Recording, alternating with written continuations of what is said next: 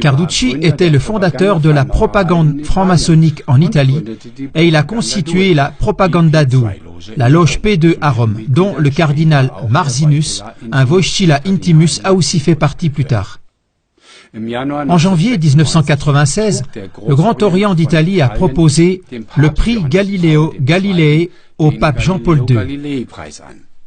C'est la plus grande distinction de la franc-maçonnerie italienne. Motivation: la personne ainsi honorée a toujours pris fait et cause pendant son pontificat pour les valeurs de la franc-maçonnerie universelle.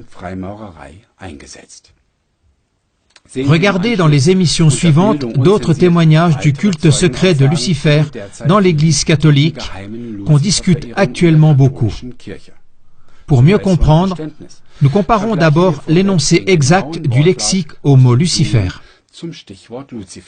Car jusqu'à présent, on ne connaît le nom Lucifer que par le latin d'Église. Depuis toujours, ce nom avait la réputation d'être le nom propre de Satan, à savoir du diable. Si maintenant ce nom se manifeste de plus en plus ouvertement dans l'adoration en latin, ces choses sont donc des présentations déjà très claires. Mais lisez et voyez vous-même. Lucifer, latin d'Église, Lucifer, le diable, Satan, définition du lexique.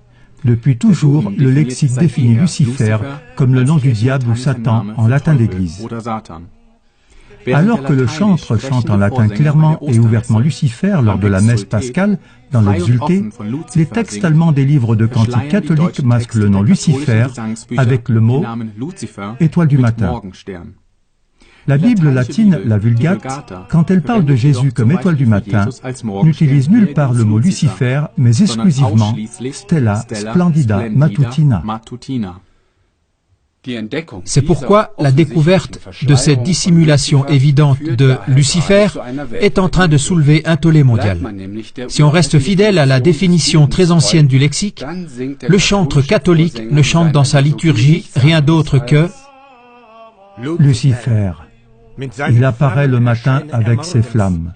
Ce Lucifer, je souligne, celui qui ne connaît pas de défaite. Christ, ton Fils, celui qui est revenu d'en bas. Il a illuminé de gaieté la famille humaine, et il vivra et régnera pour l'éternité. Il y a toujours plus de preuves que la tête de l'Église catholique considère et vénère secrètement Lucifer comme le vrai Fils de Dieu. Et puis, le plus grand télescope spatial nommé Lucifer a aussi fait grande sensation. À qui appartient-il? Au Vatican.